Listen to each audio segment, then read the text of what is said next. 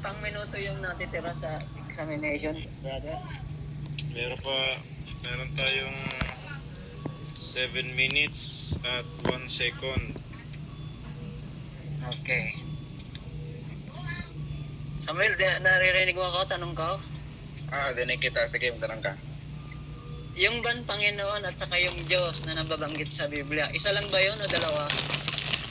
Okay, paki-specify lang muna na kung alin sitas ang tinutukoy mo. Hindi, problema mo na yan. Sagutin mo lang yung tanong ko kung isa o dalawa kasi mayroon ka mga choices. Okay. Okay, kapag sinabing Panginoong Diyos, isa lang yan. Kapag Panginoong Diyos mismo ang binanggit, isa yan. Okay. Anong pangalan ng Panginoong Diyos? Pakisagot please. Okay, so sa Hebreo po, ang pangalang ibinigay sa kanila ay yung YHWH, yung tetragrammaton letter. Ang meaning sa English ay YHWH. Okay. Hindi kaya yung Biblia ngayon ng salpukan at salawatan at hindi nang galing sa Diyos?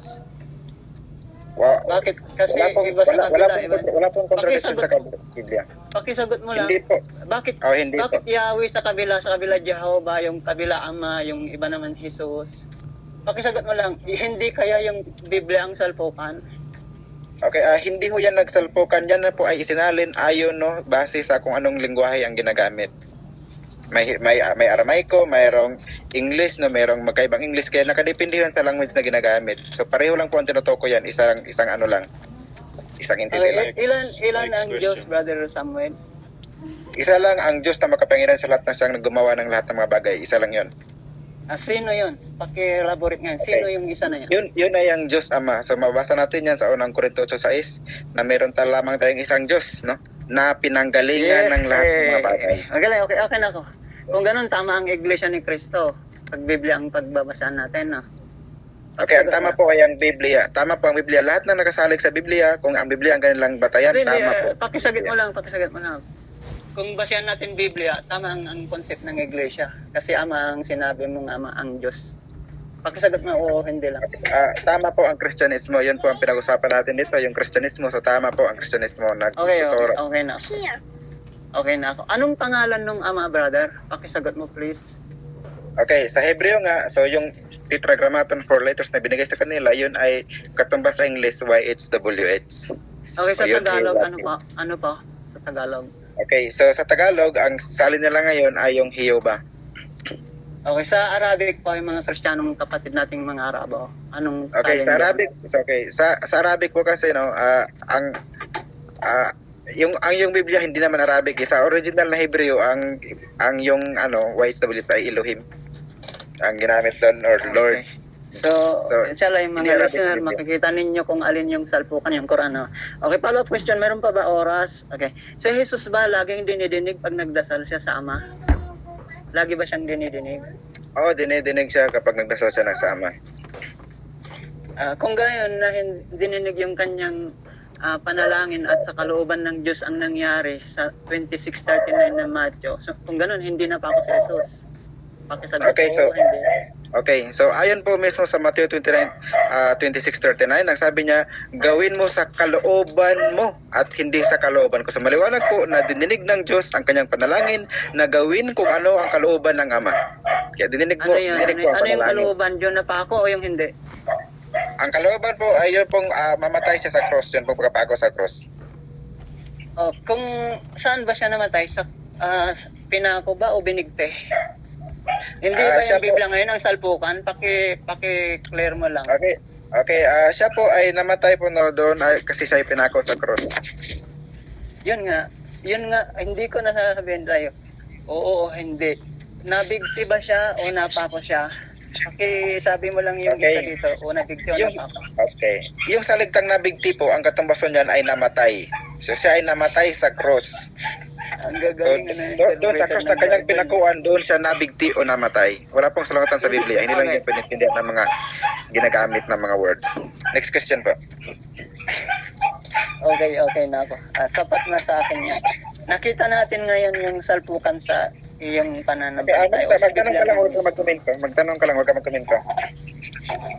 Okay na nga, sabi ko okay na ako yun. Okay na ako yun.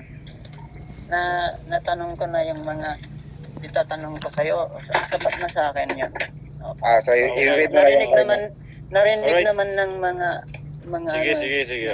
Okay, so i-wait listener. na po ang nalalabing oras na mahigit 2 minuto. Ini-wave na po ni Bro Ali sa pagtatanong. So ngayon, dadako po tayo sa rebuttal ng affirmative. Meron pong 10 minutes ang 10 ating minutes, okay? meron 10 minutes si Bro Ali na mag-rebut sa mga sinasabi ni Bro Samuel. Go ahead. Alhamdulillah, Assalamualaikum. Bati ni Jesus sa inyo o sa mga alagad, Assalamualaikum. Ganon din kaming mga Muslim. Kami ang sumunod kay Jesus at hindi namin sinasamba si Jesus. Kami ang sumampalataya kay Jesus at hindi kayo kayo ay sumasamba kay Jesus. Kung ilan sa inyo, hindi kayo lahat, okay? Ang amin, yung binasa mo kanina, Quran 18 verse 50, wa idh qulna lil malaikati isjudu li Adam fasajadu illa iblis. Ibig sabihin yun, brother, wala doon yung tinatawag na sumamba ka. Hindi sinabi doon sa translation, wa idh qulna lil malaika. Sinabi ko sa mga anghel na magpatira pa sila kay Adan at nagpatira pa sila maliban kay Iblis. Ang punto dito, brother, kung itinuro sa Islam na sumamba kay Adan, kami sumasamba na dapat kay Adan. Pero ikaw lang ang nag-iisa na narinig ko na nagsabi na pinapasamba pala kay Adan. Hindi, brother. Ikaw ang nagtuturo ng mali sa mga tao na nakikinig sa aral ninyo. Kung hindi sila magsaliksik, mananatili na kayo sa inyong aral na kumbaga mali. Hindi ito yung tinatawag na aral ng mga propeta, yung aral ninyo. Pasensya po kayo. Itong binasa mo ulit na Quran 4 verse 82, afala yatadabbaruna al-Quran walau kana min indi ghairillah lawajadu fi ikhtilafan katsira. Arabic niya, ang kahulugan nito ay hindi nyo ba ikinonsidera ang aklat, ma-Quran ito o Biblia? Kung ang Quran man o Biblia ay nagsasalungatan ang nilalaman nito, hindi daw nagmula sa Diyos. Wala pa kayong napapatunayan na ang Quran ay nagsalungatan kasi pagdating sa sinasamba, walang nagtatalong Muslim sa buong sandaigdigan. Kahit pumunta ka pa sa buwan, nag-Muslim na si Aldrin Armstrong at sumasamba kami lahat kay Allah. Walang sumasamba sa iba. Naniwala kaming lahat kay Propeta Jesus bilang sugo. Pero kayo, hindi ninyo malibot ang inyong baryo. Iba-iba ang sinasamba at inyong ginagawa. Ibig sabihin na kayo ang salawatan ng inyong sinusunod na Biblia. Sorry sa salitang ito. Hindi ako nagsasalita ng ganito dahil Muslim na ako, pero dati po akong Kristiyano. Ayaw kong makasakit. Yun po ang dapat ninyong malaman. Pero sabi ni Propeta Muhammad, Qulil haqqi walau kana murran. Sabihin ng katotohanan kahit masakit. So kung masakit man, sana maglingkod ito upang mag-aral kayo at pag-ibayuhin ang pagsasaliksik dahil nakasalalay po sa relihiyon ang ating inaasam na kaligtasan sa kabilang buhay. Tama po ba? Kung tanungin tayo, gusto natin ng paraiso at ayaw natin ng impyerno. Simpleng-simple ang utos dito. Hindi mo pinatunayan na konsepto ng Christianity ang kaligtasan ninyo. Inayunan mo pa ang konsepto ng Islam ang kaligtasan na keep the commandments. Ano yung commandments? La taj'al ma'allah ilahan akhar. Huwag kang magsamba bukod lamang kay Allah. Hindi ba yun ang turo ni Abraham? O ni Moses, o ni David, o ni Jesus mismo na sumamba sa nag-iisang tunay na Diyos? Huwag magtambal dahil yun ang unang utos. Masunod mo may pangalawa, pangatlo, pang-apat. Kung hindi mo nasunod ang unang utos, itinuturing na mushrik ka o kafir ka sa Islam. Ano yun? Nagtatambal ka o kaya disbeliever ka. Yun ang hindi mapapatawad na kasalanan. Kung ang tao ay namatay, nataglay niya ang kasalanan, disbeliever o kaya yung tinatawag na mushrik, yung deification, yung pagsamba sa iba bukod kay Allah. Sa halip na sambahin ninyo ang sinasabi ninyong Ama sa Biblia, sa turo sana ng propeta sa henerasyon natin. Kaya ang tanong ko sa iyo kanina, sinunod mo ba si Jesus kapag nagdasal ka rin? Sabi mo, oo, nagpapatira pa ka rin. Pala kung ganun Muslim ka na, brother. Yun lang naman po, very simple ang mensahe ng Islam. Napakadaling unawahin. Kaya nga nagsisipasukan kami sa Islam mula sa Christianity. Dagdag na lamang ako sa mga Pilipino na nagmuslim at hindi lamang pati mga Hindus at Buddhist, mga taong sumamba sa apoy at hayop ay nagmuslim na rin sila. Kayo, kailan kayo magmumuslim? Pag sinabi nyo ayaw kong magmuslim, para nyo nung sinabi ayaw kong sumunod. Kasi ang word na Muslim ay sumusunod. Kanino? Sa turo ng propeta, sa utos ng Diyos. Kaya ang punto natin dito, bakit ninyo sinusunod yung gusto ninyo at hindi ang gusto mismo ng propeta katulad ni Abraham, ni Moses, o ni David, o ni Jesus mismo? O kaya ang turo ni propeta Manalo, kung siya man ang huling sugo, dapat naaayon din sa turo ni Jesus o ni Abraham o ni Moses o ni David na sumubasog sana tayo sa lupa. May tanong dyan si Brother Moshib na Last 5 minutes. kung ang huling propeta ay si Propeta Manalo, o sino pa mang huling propeta sa ngayon na nag-aangkin, o anak ng Diyos si Kibuloy, o sino pa man, ano yung pinagkaloob ng Diyos sa kanila na basihan o kaya tinatawag na revelasyon upang sila ipangaral nila ang mensahe ng Diyos. Kahuli-huli na nga lang propeta, wala pa bang natanggap na kasulatan? Quran kay Propeta Muhammad, Al-Injil kay Jesus sa kanyang kapanahonan, Torah kay Moses, Salmo o kay David yung tinatawag na Zabur, Suhuf kay Abraham. Kami lahat ay naniniwala, kaming mga Muslim, naniniwala kami sa mga aklat na binabanggit ng Quran sapagkat ito na lamang ang original na kapahayagan bilang ating mababasihan. Sasabihin nyo pang kinupya ang Quran sa Biblia, samantalang ang Quran ay perpekto. Ang pinagkupyahan dapat ang perpekto sapagkat ang Biblia ay unak, sabi ninyo. Pero bakit ang Quran ang perpekto at ang Biblang pinagkupya na sinasabi ninyo yan ang salawatan? Siguro na misunderstood nyo lang yung inyong mga pinag-aaralan kasi nagre-rely kayo sa inyong pangunawa at ang interpreter dapat ng kasulatan ay ang propeta. Si Propeta Muhammad, ang tinatawag na sunnah, yun yung tinatawag na interpretasyon ng Quran at hindi ikaw, Brother Samuel, ang magbasa ng kung anong gusto mong sabihin, yun na yung tama sapagkat kahit yung sinabi mo na sumamba kay Adan ay hindi po turo ng Islam yun.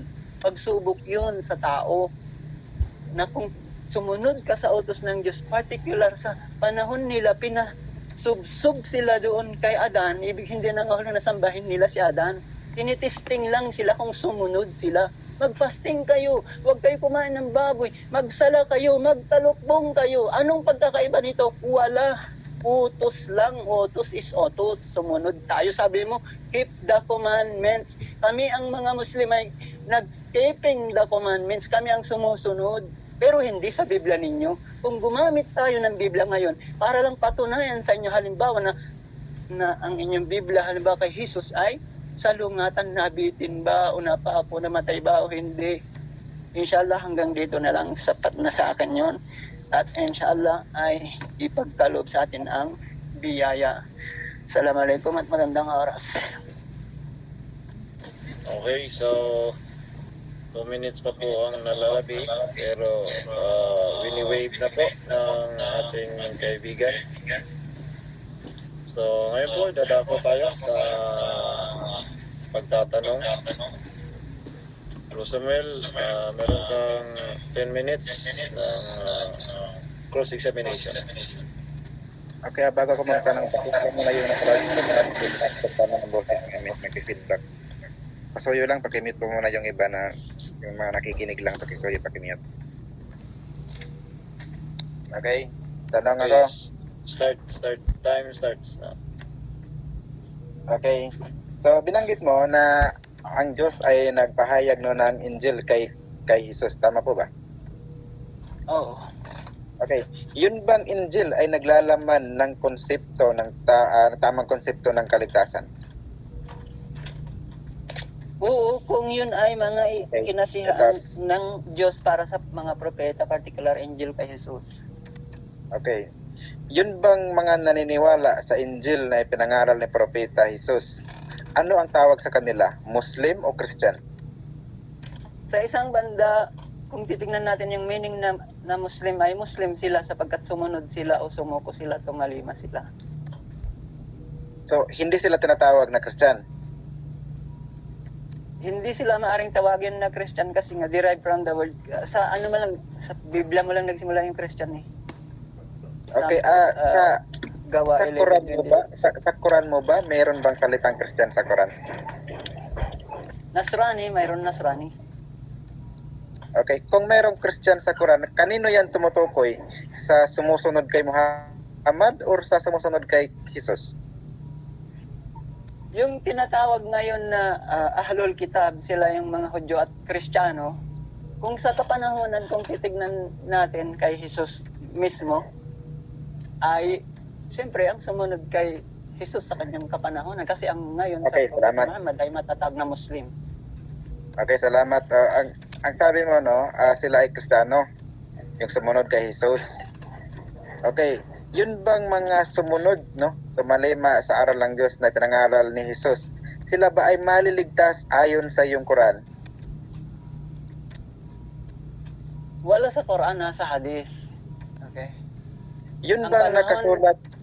Okay. Ito. Yun bang nakasulat sa Quran 2:82 na ang sinabing kapag panghawakan mo ang ipinangaral, no? Yung sa Quran 2:62. Yun bang sinabi doon na ang mga Kristiyano kapag panghawakan nila ang aral na tinanggap ay maliligtas sila? Naniniwala ka ba sa nakasulat doon o hindi? Anong verse ka mo? 2:62 ng Quran. So, Aha. naniniwala ka ba sa nakasulat dyan na ang mga Kristiyano ay maliligtas kapag panghahawakan nila ang aral na ipinangaral sa kanila? Sang-ayon ka ba o tutol? Hindi sa pangunawa mo, sa pangunawang Islam, naniniwala ko. Hindi sa pangunawa mo kasi ang interpreter ng Quran ay ang Okay, propeta. pero sang-ayon ka na ang mga Kristiyano ay maliligtas? Pakiulit. Sang-ayon ka ba na ang mga Kristiyano dyan sa Quran 2:62 ay maliligtas? Wag mong gamitin ang Quran kasi nasa hadith yung sinasabi ko na sa panahon ni Jesus mayroong mga tinatawag na tagasunod niya. Okay, ang binabanggit ko yung sitas mismo sa Quran 2:62. So, pakisagot lang, no, kategorikal yan kung sang-ayon ka ba o hindi sa nasusulat diyan sa sitas na yan. So, Innal sang-ayon ladina ka ba? amanu hadu wan nasar. Mayroon ito tinatawag na 385. Basahin mo yung 385 kasi nandun ang conclusion. Huwag kang mag-conclude ng iyo lang. Okay, Kasi kung tanungin mo sa akin ito, ikaw nga hindi mo sinagot ng rektangan. Stop muna ng time. Stop. Ang nalalabi na oras ay 6 minutes and 18 seconds. Ganito po ang babasahin ko po ulit ang rules po natin na ating nabanggit na sinang-ayunan ng dalawa. Okay, sinabi dito na kapag merong categorical na tanong ay sasagutin ng categorical. So sa pagkakataon pong ito, pangatlo na pong warning ang nare-receive ng ating warning ng ating kaibigang Muslim. So kaya sagutin na lang ang tanong na sang-ayon o hindi. Kung hindi ka sang-ayon, then hindi ka sang-ayon tapos ipaliwanag mo na lang. Pwede mo namang hindi sang-ayunan yung tanong. So ngayon po ay baka plus ng 1 minute po ang nagtatanong, Bro Samuel. So ma-reset na po yung warning. 0 na yung warning natin. So 6 minutes 18 seconds, magiging 7 minutes, 18 seconds po ito. Go ahead po. Okay. So, ulitin ko ang tanong, sa Quran 2:62, sang-ayon ka ba, ayon dyan, na maliligtas ang mga Kristiyano? Sang-ayon ako. Okay. Ang paliwanag ito, sinasabi dito, hado sabi wan nasara. Yung panahon ni Jesus at panahon ni Abraham, oo, kasi mga mga sumunod sa kanila eh. Ngayon, dun sa 385 ng Quran, nandun yung conclusion. Dapat alam nyo ito, na wala ng kaligtasan sa atin ngayon, maliban maging Muslim. Malinaw na? Kasi natawag Next nga na question, Hudyo at mga Kristiyano sa next- panahon nila eh. Kaya maligtas sila sa panahon ni Jesus o ni Moses. Next question. 20 Nasa hadith seconds yun, lang po. nasa hadith. Okay, next question. Okay. Yan bang mga tinatawag na Kristiyano, ano ang batayan nila? Biblia o Quran? Yung kung tinutukoy mo ang Kristiyano sa panahon ngayon, hindi mo na isa tanong yan. Biblia nyo nga basihan ninyo eh. Okay. So, inaamin mo, ayon sa iyo mismo at sa Quran mo, na ang mga Kristiyanong bumabatay sa Biblia ay maliligtas. Tama po ba? Hindi sa Biblia ngayon. Ang Biblia tinutukoy dito yung Al-Injil ni Jesus. Correct. Ang kulit eh. Okay. IQ ka naman bro. Nasaan na ngayon yung mga sinulat ng mga propeta katulad ni Musa, ni Isa, ni Ibrahim? Nasaan ang kanilang mga sulat ngayon? Hindi na natin alam. Hindi nila sinulat. Binigay yun ni Allah. Okay. Problema na. Kung mabasa ko ba na inutusan si David na isulat ang mga salita ng Diyos, aaminin mong mali ka? Sa Biblia mo, hindi ko yan basihan. Sa Quran, ibigay mo. At magkikristyano ako ngayon din kung may mabasa ka. Samantalang kung hindi mo maipakita, mag-Muslim ka. Sinasabi mo kanina, okay, ito tanong, sinasabi mo kanina na si Propeta Daud o David ay binigyan ng Diyos ng salmo. Yun nga, kasi Okay. nasa Quran yun na. So, tanong ko sa iyo, yun bang salita ng Diyos na ibinigay kay David? Nawala ba yun o hindi yun nawala? Sa ngayon na, sa panahon natin, wala na yun. Yung Quran na lang ang mayroong original na nyo. Kung may Biblia, hindi na yan yung ibinigay sa mga propeta Okay. ninyo na sinasabi ninyo. Ang paniniwala mo ba ang salita ng Diyos ay naiwawala? Yun na nga, ang Quran na lamang ang nananatiling mayroon. So hindi nawala ang Quran, salita ng Diyos. Pero yung mga naunang kasulatan sa maunang propeta, wala na yun. Malinaw ba? Ang tanong ko ganito, ang paniniwala mo ba ang salita ng Diyos? Halimbawa, yung ibinigay kay David, naniwala ka ba na yun ay naiwawala? Hindi nawala, pero ang tanong dito, nasaan yung yung Quran, yung Biblia mismo, yung papel, yung sinulatan? Kung yun ang tinutukoy mo, nawala na. Pero yung salita ng Diyos, hindi mawawala. Kaya nga, dinala ang Quran upang panumbalikin ang mga salita na yun. Okay, Malinaw ba? sinasabi mo ba dito ngayon na yung mga salita ng Diyos na binigay kay David ay nandito pa rin kahit sa panahon natin ngayon? Yes or no? Kung mayroon kang mabasa, oo, kasi ayon yan sa tinatawag na pagiging eksakto na aral Islam. Hindi natin tatanggihan na nawala yung salita, pero yung original na salmo ni David, nasaan na? Okay, yun bang nasa Gets Biblia na salmo? Kaninong salmo yan? Kung siyang ayon na natin na salmo ni David, upang sabihin lang natin na may binigay kay David kasi sinabi ng Quran. Ganun ang punto dyan, Okay, brother. salamat sa pag-amin kay David pala. Okay. Yun nga, So, kay David nga. Pero ang tanong, hindi yan yung Biblia na hawak mo, iba yan. Next question. Okay, Yung next salita question. lang. Okay. So, ang sabi mo kanina, para maligtas, kailangang sumunod sa utos. Okay. So, ano ang mga utos na dapat sundin para maligtas? La taj'al ma'alla ilahan akhar. Huwag kang sumamba kay iba-ibang Diyos-Diyos maliban kay Allah. Unang utos. Okay, bukod ba sa utos na yan, wala na bang ibang utos na gagawin para ang tao ay maligtas? Huwag kang papatay.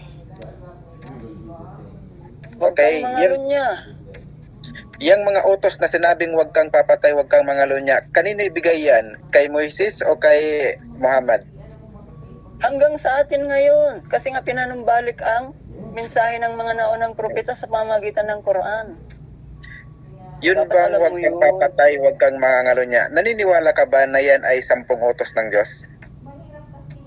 Hindi lang 10 ang utos ng Diyos, marami. Pero Okay, ang sinasabi tanong nyo ko, lang 10 commandments. ikaw ba ay naniniwala na yan ay 10 commandments? O tinatawag ito na 10 commandments. Naniniwala ka ba o hindi? Naniwala ako sa mga utos, pero hindi Okay. yung Biblia mahawak Yan bang, mo. yan bang binigay mo na nasa 10 commandments? Sino ang binigyan? Stop po muna. Bro Sam, Yes. okay. Patapusin mo muna siya na magsagot. Meron siyang 20 seconds, so wag kang wawarningan po kita ng isang warning po ngayon. So, patapusin mo ng pagsagot ng 20 seconds kasi meron siyang 20 Tama, seconds. patapusin mo ako para maisagot ko naman yung dapat.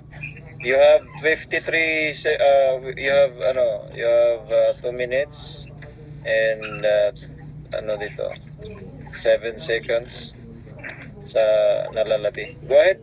Next question po. Resume po nating time. Okay. So, ang tanong ko po ngayon sa inyo, yun bang Injil na ibinigay kay Jesus, nasaan na yun ngayon? Problema nyo na yon. Pero naniniwala kami kasi nasa Quran na binigay kay Jesus. Wala na yung original. Yun ang problema Okay. ng mga Kristiyano ngayon. Basta patapusin mo ako. Di ba 20 seconds? Problema nyo ngayon, tanong kayo ng tanong kung nasaan na yon. Kaya nga may Quran tayo na basihan natin eh. Mag-Muslim na lang kayo. Kasi wala na kayong original Next para kay question. Jesus. At hindi isinugo si Jesus sa Pilipinas, sa Israel siya. Next question. Okay. Yan bang Quran, no, na binabasa mo ngayon? Sino ang sumulat niyan? Siyempre tao, alangan naman hayop. Hindi ko tinatanong kung ano, ang tinatanong ko kung sino. Naghanap ako ng pangalan. Yun nga. Sino ang sumulat ng Quran?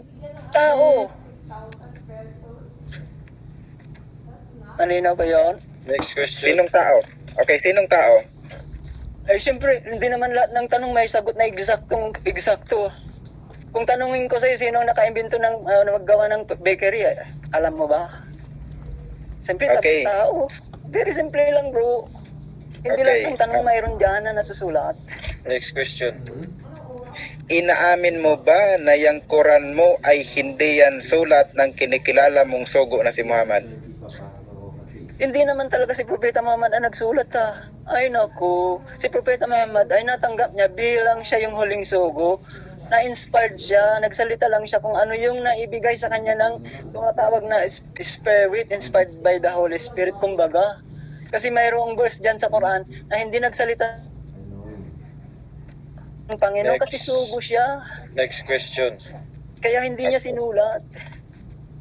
Inaamin mo ba na ang Quran mo ay sulat ng taong hindi sinugo ng Allah? Ang kulit. Ang kulit.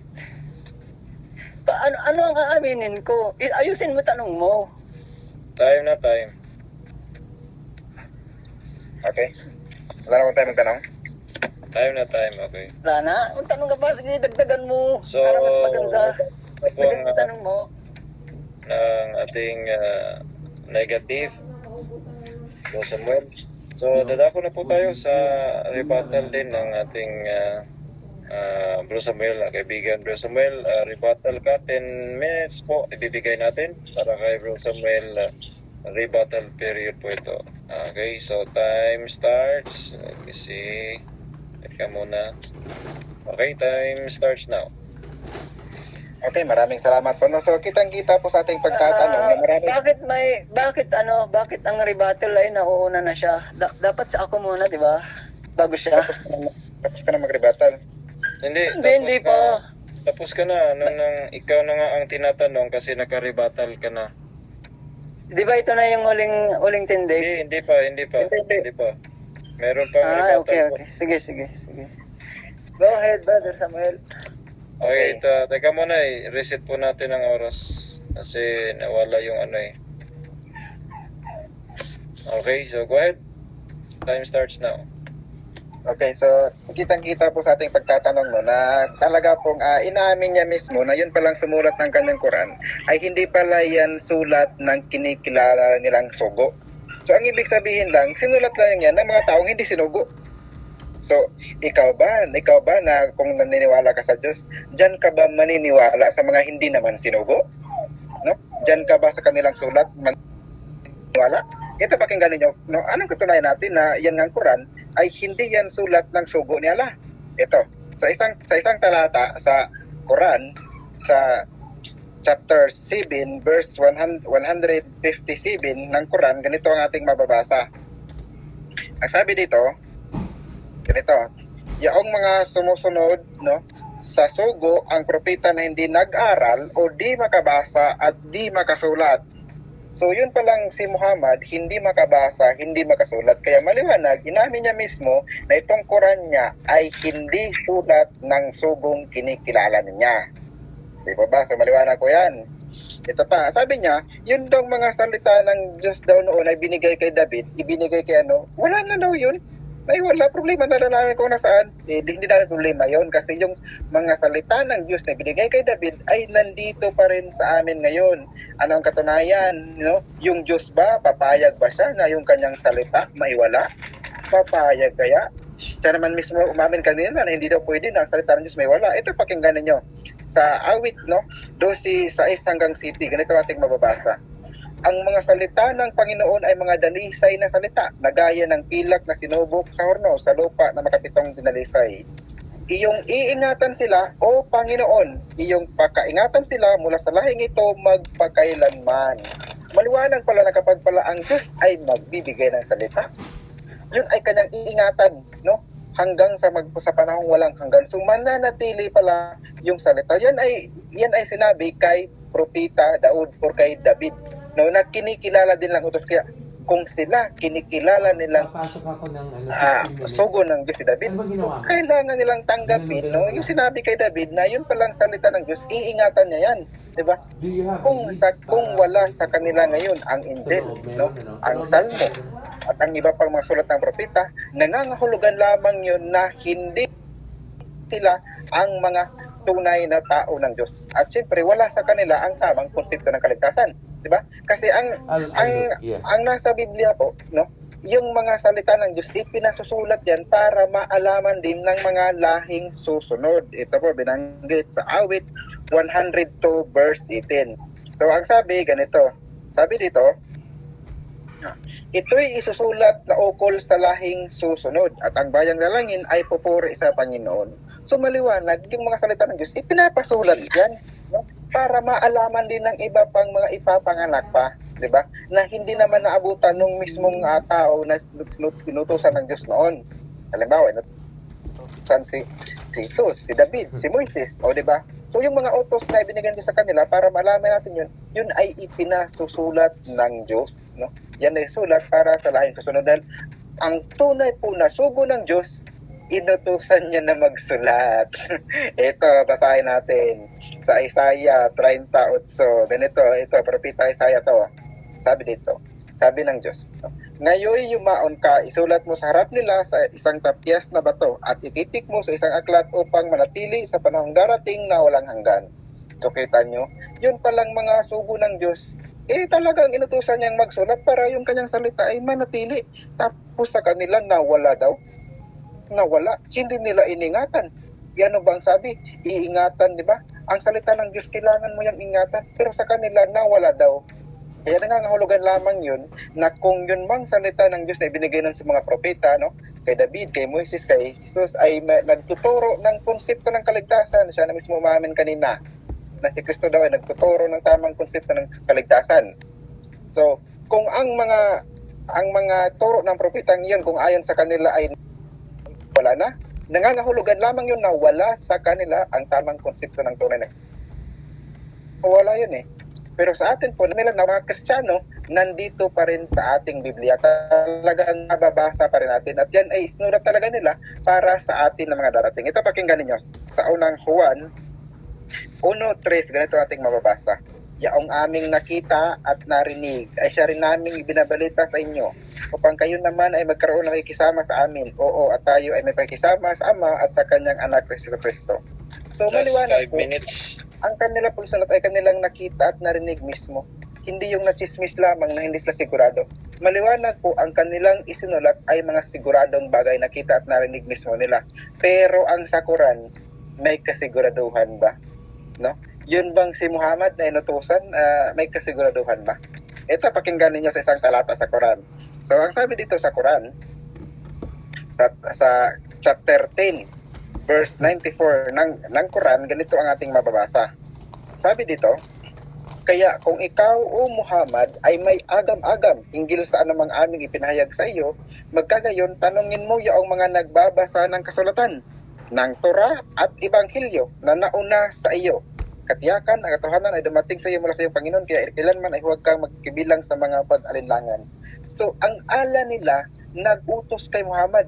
Ikaw, Muhammad, kung may magpagdududo ka, may agam-agam ka, magtanong ka sa mga nagbabasa ng kasulatan. Sino yun? So maliwanag dito sa Quran nila, no? Kasulatan ng Torah at Ebanghelyo. So si Muhammad inutusan ng Allah na magtanong doon sa mga Kristiyano, no? Magtanong doon sa mga tao na nagbabasa ng Biblia, 'di ba? Kung ikaw si Allah, no? Bakit mo utusan si Muhammad ng ganun? Magtanong ka sa mga nagbabasa ng Biblia. Nangangahulugan lamang 'yun na talagang ang tamang aral nandoon sa Biblia, nandoon sa Torah, nandoon sa Ebanghelyo. Kaya nga, doon niya ipinapatanong si Muhammad. Tama po ba? Siyempre naman po, no? So, dito makikita natin na talaga ang katiyakan, wala doon sa may agam-agam. Ang katiyakan doon sa mga sa mga Kristiyano, no? Yung nagbabasa ng Ebanghelyo, nung nagbabasa ng Torah. So, maliwanag po yan, 1094. So, talagang may kaligtasan ang mga Kristiyano. Kaya nga, si Muhammad doon ipinapatanong ng Diyos. So, ito pa, napakalinaw, no? Ayon sa kanilang Quran mismo. Sabi sa Quran nila, sa talatang 2:62. Ito ay hindi ito imbento dahil talagang nasa Quran nila ito, no? Hindi tayo nag-iimbento dito. So, ang sabi dito, katotohanan yaong mga naniniwala at yaong mga Hudiyo at mga Kristiyano at mga Sabiano na niwala, no? Sa kaisahan at sa huling araw at gumawa ng mga gawaing matuwid para sa kanila ay gantimpalang magmumula sa kanilang Panginoon at sila ay walang maranasang pangamba at sila ay walang madaramang kalungkutan. O ang liwanag ng sinabi, diba? Sila daw. Sino yung sila? Yung mga Hudiyo, yung mga Kristiyano. Kapag pala sila ay naniwala ng matuwid, alin yung pinaniwala ng Kristiyano? Quran ba? Para sabihin mong Muslim yan? Muslim ba ang tawag sa taong ang batayan ay Biblia? Naku naman, simple logic lang, huwag kong ko ng harapan. So maliwanag po dito, ngayon palang mga Kristiyano ay hindi dapat mangamba. Kasi ang sabi, kapag kanilang panghawakan ng matuwid, yung ibinigay sa kanila, sila ay maliligtas. Take note, Quran nila mismo ang nagsabi, Quran 2:62. Maliligtas ang mga Kristiyano kung panghahawakan nila ang Ebanghelyo na ibinigay sa kanila. Ang Kristiyano ba talaga bang mahawak sa Ebanghelyo? Ito pakinggan po natin sa Biblia, no? Para talagang makita natin na may kaligtasan. Sa unang Korinto 15:1 hanggang 2, ganito ating mababasa. Sabi dito, ngayon ipitrastas ko sa inyo mga kapatid ang Ebanghelyo sa inyo ay aking ipinangaral na inyo namang tinanggap na siya naman inyong pinanatilihan. Sa magitan naman ito ay ligtas kayo kung matyaga ninyong iingatan ang salitang ipinangaral ko sa inyo.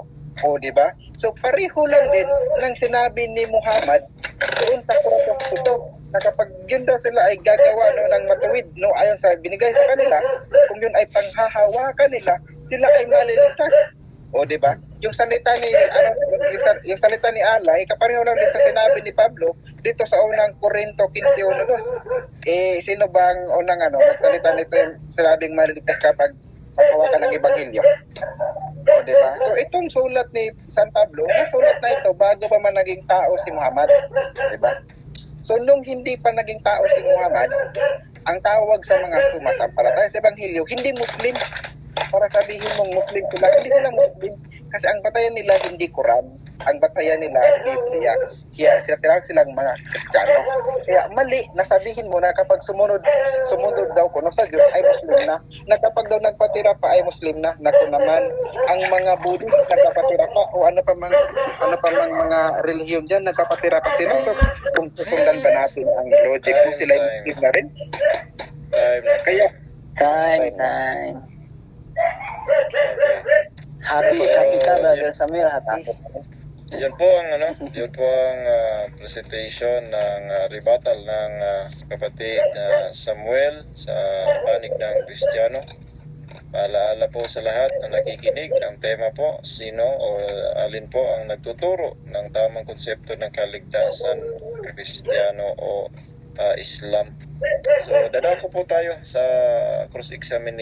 last cross-examination ng affirmative kay Bro Samuel. Meron po tayong 10 minutes na ibinibigay po dito. Cross-examination, handa ka na? Okay. Brother Samuel, tanong, sige, tanong. yung mga propeta ba nabuhay ng isang panahon lang, o iba-ibang lugar panahon? Iba-ibang panahon. Okay. Naniniwala ka na mayroong kalatas na binigay kay Abraham noon at saka kay Moses din o kay David mayroon din kay Jesus. Naniniwala ka? Oo, naniniwala ako. Kung nabuhay sila ng iba-ibang lugar at panahon, ba't nyo ginawang Biblia na pinagkaisa yan? Okay, kasi ang sabi, no? Alam mo ba yon? Okay, sasagot ako. Pakisagot mo muna, pakisagot. Okay, so ayon nga sa binasa ko kanina sa Isaiah 38, so inutusan sila na magsulat ayon sa 12:6 ng awit, ayun ay iingatan, no?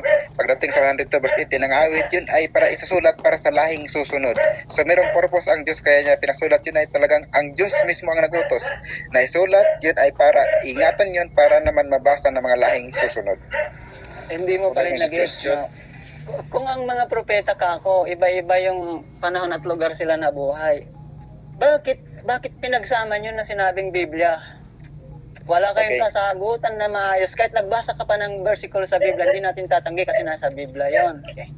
Kaya lang, kung uusigin ninyo, isipin ninyo, hindi makatarungan, di ba? Kaya nga may Quran tayo sa panahon ngayon. Pangalawang tanong, brother. Komento pala yan. Naririnig mo pa ka?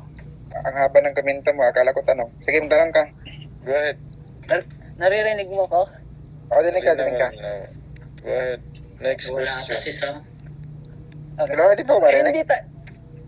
Talaga pong hindi po talaga nawawala ang salita ng Diyos. Pero ang tinutukoy natin kanina, yung al-Injil mismo na binigay kay Jesus. Kaya nga tinatanong mo kung nasaan eh. Kaya sabi ko, problema ninyo yun. Tanong. Punto, bro. Bakit mo ngayon nilalabas yung Biblia mo na pinalabas na yan na yung ibinigay sa mga propeta? Okay, sagot mo. Okay. So, ayon nga po sa ating binasa kanina, yan ay pinasulat no para sa lahing susunod. So, yan pong nasusulat ngayon, yan po yung mga salita ng Diyos na ibinigay sa kanila noon. Tansya mo ba makatarungan na yung ganyan pangunawa mo? Oo, makatarungan Okay yan na ba kasi yan ay iniutos mismo ng Diyos. Binasa ko na kanina, no? Ayon sa kapahayagang ibinigay niya kay David, no? Na ito'y isusulat ukol sa lahing susunod. Psalms 102 verse 18 yan. So, utos yan ng Diyos. Okay. Ano pang kwenta na dumating yung kasunod at nawala na yung nauna, kumbaga yung mga panahon na naunang propeta? Bakit may bago ulit? Bakit nyo kung baga yung lumang tipan isinatsapwera ng ilan sa inyo tapos pumupunta na lang kayo sa bago? Pero nakalimutan nyo na may final tipan. Ano yun po yung final tipan kung pakisagot mo? Okay, so wala pong final tipan no na binabanggit, kundi ang binabanggit lang na ang Diyos ay nagkipagkatipan noon sa kanyang sangbahayan na mga Israelita, no? Pero hindi nila sinunod, naging masawayan sila, kaya ang Diyos ay nagkaroon muli ng pakikipagtipan sa kanyang sangbahayanan, mga Israelita din at kasama na ang mga hintil. So wala pong binanggit na ang Diyos no ay magkakaroon ng tipan doon sa Saudi Arabia o kung sino mang tagalabas. Okay na ako. Next question. Ngayon, kung hindi nyo binago yung mga batas ng unang panahon, ayon din sa sinabi ni Jesus, bakit kayo taliwas sa aral ni Jesus? Ayon sa Biblia sa 5:17 ng Matthew. Okay, sagot. Wala kaming binago sa mga salita ng Diyos. Kaya nga yan ay nanatili, no? Kung ano yung salita ng Diyos binigay kay Solomon, kay David, kay Moises, yan ay nanatili. Maging sa Biblia namin ngayon, nandyan pa rin yan nanatili. Wala kaming binago. Kung makabasa ako ng verse sa Biblia na nabago na sa aral ninyo ngayon, aaminin mo na binago o hindi? Okay, gaya ng sabi ko, Magbigay kaming binago. Ano? Hindi, magbigay ako ng isang verse sa luma na hindi nyo na ginagawa, meaning binago nyo na yung patakaran, parang gano'n. Okay, sa tanong mo na binago namin, hindi kami ang nagbago. Diba? Hindi kami ang nagbago. Ipahintulot mo ba na ibigay ko yung isang halimbawa na nabago sa bagong tipan? Na nasa lumang tipan? Magtanong ka lang, no? Huwag kang magpaliwa, huwag kang magtanong ka lang. Mamaya, labas mo yan mamaya. Okay, tanong ka. Walang problema. Sapat na sa akin yan, yung mga tanong na yan. Okay, so i-wave na po itong oras. Okay. Okay. So, alright, so ni-wave na po uli ng ating kaibigang Muslim, si Bro Ali, na oras. So ngayon po ay dadako po tayo sa conclusion na tititipag tig 5 minutes po. Ang maunang mag-present ay ang negative, yung huling nag-present. So si Bro Samuel po ang unang mag-present, saka tatapusin po ito ni Bro Ali. So Bro Samuel, meron po kayong 5 minutes, pero bago po natin umpisahan, maraming salamat po sa mga sumusubaybay.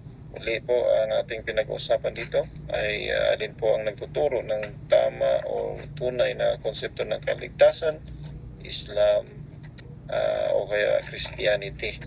So ngayon po, dadako tayo sa conclusion. 5 minutes po, Bro Samuel. Okay, maraming salamat. No? So sa kanyang pagtatanong kanina, pinaratangan niya tayo na binago daw natin. Excuse me po, hindi po kami nagbago. No? Wala kaming binago dyan kasi kung ano yung ibinigay ng Diyos na salita niya sa mga propeta noong una, ay nandyan pa rin yan sa Biblia ngayon. Ngayon, kung mayroon ng pagkakaiba, yun ay dahil ang salita ng una ng Diyos ibinigay kay Moises, yun ay exclusive para sa mga Israelita. Samantalang sa bagong tipan naman, ang kanya namang utos ay ganito, yun ay para sa lahat ng mga tao. Maliwanag naman po yan, nakasulat sa Mateo 28:19, no, verse 28 verse 19, no?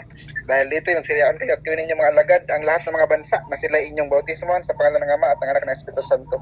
So maliwanag po, no, na yung Diyos sa magitan ni Kristo ay nag-utos na gumawa kayo ng mga alagad sa lahat ng bansa. So yan po ang talagang Diyos, no, na tunay, na siya yung nagtuturo ng tamang kaligtasan. Kaya nga po ang kanyang iniutos ay para sa lahat ng bansa na.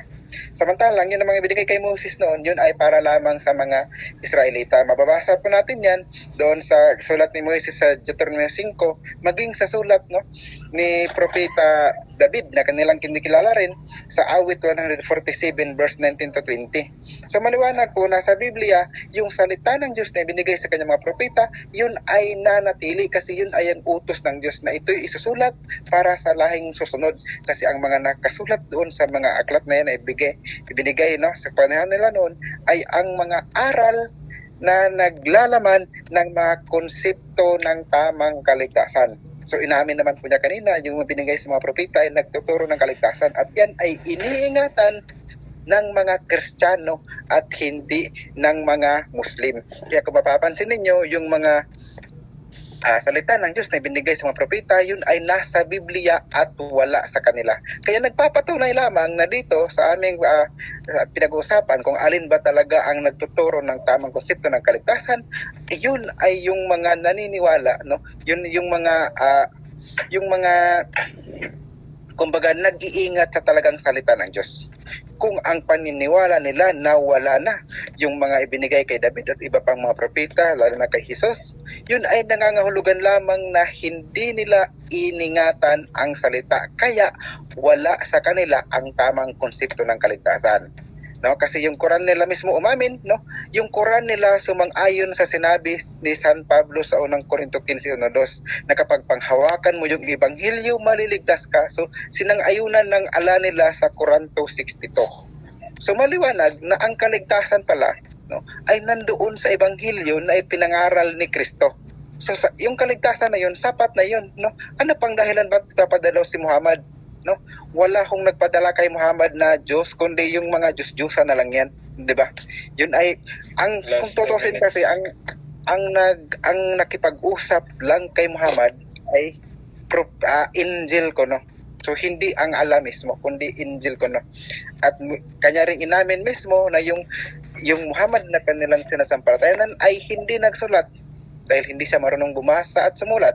So maliwanag na ang kanyang Quran, no, na siyang batayan ng mga Muslim ngayon ay sulat ng hindi sugo. Samantalang ang Biblia na mayroon ng mga Kristiyano ngayon, ito ay sulat ng mga sinugo ng Diyos. Na ang Bibliang ito ay naglalaman ng tamang konsepto, no, ayon nga sa Mateo 19:16 hanggang patuloy na binasa natin kanina. So nandoon ang tamang konsepto ng kaligtasan. Yan po ay sa Biblia mababasa at hindi po sa kanilang Quran. Kaya maliwanag dito ating naintindig, no? Lahat ng kanyang paratang kanina, no, ating napamalian. So, yung Hebrews 5:7 niya kanina, maliwanag na napamalian natin, no, yung kanyang maling konsepto, hindi pala ganoon. So napatunayan natin na wala sa kanila ang katotohanan, kundi ito ay nasa mga Kristiyano na talagang nag-iingat sa salita ng Diyos at hindi sa mga Muslim na tumutuwad na lang kung saan na sa kanilang Quran ay inutusan pa sila na lumuhod, magpatira pa o sumamba doon kay Adan. So sa Biblia, wala hong utos ang Diyos na sumamba ka sa tao. Kaya dito po maliwanag, ating napatunayan na talagang ang Jesus turo na ng kaligtasan ay ang Biblia at ang Kristyanismo mismo ang may hawak niyan. Hindi ang Quran, hindi ang Islam. Sige, salamat. 20 seconds. Okay? Okay na, okay ka na, Brother Okay Samuel. na, okay. Okay na yan. Ako naman po, mag 5 minutes pa ba ako? Yes, Brother, meron ka Brother 5 Samuel, minutes. Wag ka thank you muna, sa iyo. Muna. Okay. Set po muna natin yung time. Teka muna, okay. Okay, so dada po tayo. 5 minutes. Go ahead. Okay, Brother Samuel, thank you sa ating talakayan at sa mga brothers, hindi ko kilala yung mga boses at kasi alam ko naman nandito kaya lang pangalan hindi ko kilala. Thank you sa inyong lahat. Ang gabay ay sama sa atin, inshallah. Si Brother Samuel, ginawa niyang sinungaling si Jesus mismo. Hindi pa tayo lumalay sa mga propeta kung naniniwala tayo na sila ay sugo ng Diyos sa bawat henerasyon at partikular na mga lugar. Dapat huwag tayong lalayo. At totoo naman na si Jesus ay nagsabi sa inyong Biblia mismo sa 5:17 na hindi daw niya sisirain yung mga naunang mga propeta o yung batas ng mga naunang propeta, meaning yung utos ng Diyos, meaning sa lumang tipan yun. Kundi daw ipapatupad daw ni Jesus. Kaya nga kung magdasal si Abraham ay parang lang ginawa ni Jesus. Sa John 8:39, sabi nung mga Hudyo kay Jesus, kasi Jesus sinugo sa mga Hudyo, sa mga Israelites. Sabi nila, si Abraham ang aming ama. Ang sagot nga ni Jesus, kung si Abraham ang inyong ama, pamarisan ninyo ang kanyang gawa. Ang tinutukoy dito yung pagdasal ni Abraham, kasi yun ang una sa mga utos, yung huwag kang magsamba sa iba, bukod lamang sa dapat sambahin. Tumira pa si Abraham sa pagdasal niya. Ganon din si Moses, Aaron, si Jesus mismo, ganun din ang Muslim. Tapos sasabihin niya, tumitira pa lang kung saan-saan, yun na nga ang pagsamba na dapat natin makita. Walakad baas na fi kulli umma rasul anibudullah wajtanibut tagut. Sabi ni Allah sa Quran 16:36, isinugo ko sa bawat pamamayanan at lugar at panahon ang mga propeta upang magturo sila at magsabi na sumamba lamang sa nag-iisang Diyos, sumamba lamang kay Allah at umiiwas sa huwad na sinasamba. Sabi nitong si Brother Samuel, ang Muslim daw ay nagtuturo na sumamba kay Adan o sino man. Hindi nga Kristiyano nga nagtuturo na sumamba kay Jesus bilang isang tao. Kung titignan natin sa Iglesia ni Cristo dito sa punto natin ngayon, nakakapuntos pa nga sa punto sa laban kay Brother Samuel. Kaya lang siyempre, alhamdulillah, hindi ko kayo kinukutsayan ang inyong pananampalataya na iparating ko ngayon ang mensahe namin bilang mga Muslim na pinapanumbalik tayo sa isang aral. Ano yun? Ang sumamba lamang tayo sa nag-iisang Diyos na sinamba ng mga propeta sa paraan din nila. Sa partikular na panahon natin, si Propeta Muhammad sumubasog din sa lupa. Ito ang malaking tanda, malinaw na ito ang tunay na konsepto, ang sumamba ka sa nag-iisang Diyos at hindi ang ipako ang isang Jesus. Kasi sa Biblia niyo mismo ay taliwas, tutol na pinako si Jesus. Kung sakali man pinako, magkasalungat pa, binigti ba o pinako? Diba sa Islam, walang isang aklat ngayon na tumututol sa inyong paniniwala na hindi pinako si Jesus. Sino sila? Tayong lahat para tumutol na siya ay hindi napako. Sinabi na nga ni Allah subhanahu wa ta'ala. At malinaw din sa inyong Biblia na pinapasinungalingan nyo na si Jesus pag nagdasal si Jesus ay sinasagot yung kanyang dasal. Kung ganun, ang dasal niya na ilayo sa kanyang kamatayan sa makatuwid, hindi nga namatay sa Jesus. Ayon pa lang sa Biblia niyo ran. Pero ang Biblia niyo ay sasabi nating ulyahanin kasi hindi nga yan yung original na anyo na binigay sa mga propeta. Yung salita ng Diyos hindi nawala. Pero yung mga original na anyo na binigay kay Abraham, Moses, David, Solomon, Jesus wala na. Kasi may Quran na tayo ngayon. Okay na po ba, brother, yung oras ko? Thank you sa inyong pakikinig. Sorry sa mga nasabi kong mali, kung foul man yung iba. Inshallah, tao lang nagkakamali. Inshallah ay pagpalain tayong lahat. Okay, Assalamualaikum, magandang oras. Alright. Maraming salamat po sa ating mga debaters at salamat din po sa mga sumusubaybay sa kasama po natin ngayon na nakikinig. At ito po muli ang ating pag-uusap. Maraming salamat sa mga speakers at bigyan ko po kayo ng 30 seconds po para magpasalamat o kaya mag-promote kung meron kayong ipopromote na mga coming debate or something. So 20 seconds po. Unahin po natin si kaibigan Brother Ali. Ali. Okay, thank you brother sa iyong pagiging ngayon, yung referee. Sa oras na ito, alhamdulillah, natapos natin ang ating talakayan kahit man hindi personal, pero naulinigan natin at ang gabay, inshallah, hingin natin sa Diyos na kataas-taasan na ating kinikilala. Magdasal po tayo sa Kanya na igabay tayo sa matuwid na landas. Hinahamon ko po ang isa sa inyo sa susunod na talakayan. Hindi po ako nagmamayabang. Okay? Kung nakikinig man dyan si Brother Mushib, gumawa po kayo ulit ng isang topic o pangtalakayan natin bukod doon sa tinalakay natin ngayon. Yun po, nakahanda po kami na makipagtalakayan sa inyo. Salamat po sa inyong pakikinig.